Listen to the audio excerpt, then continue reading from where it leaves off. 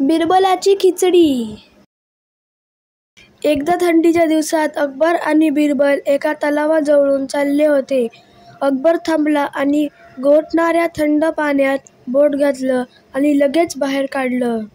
मला वाटत नाही की या थंड पाण्यात कोणी एक रात्रही घालवू शकेल. बिरबलाने ते आव्हान म्हणून घेतले आणि सांगितले की असे करू शकेल असा कोणीतरी शोधून काढू.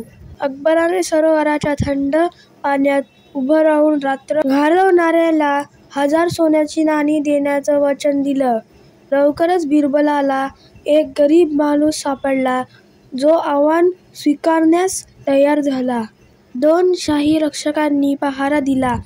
गरीब माणसाने संपूर्ण रात्र गोठलेल्या पाण्यात उभे राहून काढली.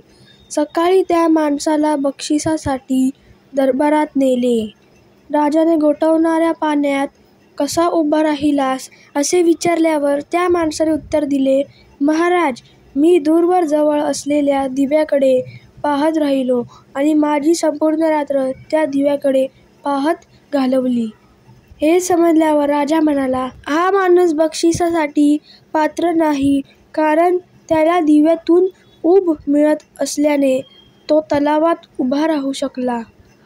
त्या बिचाऱ्याला खूप वाईट वाटले. त्याने मदतीसाठी बिरबलाकडे धाव घेतली. दुसऱ्या दिवशी बिरबल दरबारात गेला नाही. कारण शोधण्यासाठी अकबराने बिरबलाची भेट घेतली.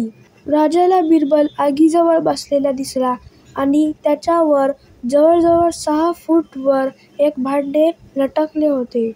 बिरबलाचे नक्की काय चालू आहे हे राजाला समजेना. राजाने तसे विचारल्यावर बिरबल म्हणाला, महाराज, मी खिचडी बनवतो. अकबर हसायला लागला आणि म्हणाला की हे कसे शक्य आहे? बिरबल म्हणाला, हे शक्य आहे महाराज. जर एखादा गरीब माणूस फक्त दूरवर जळत असलेला दिवा पाहून उबदार राहू शकत असेल तर मी ही खिचडी अशा प्रकारे शिजवू शकतो.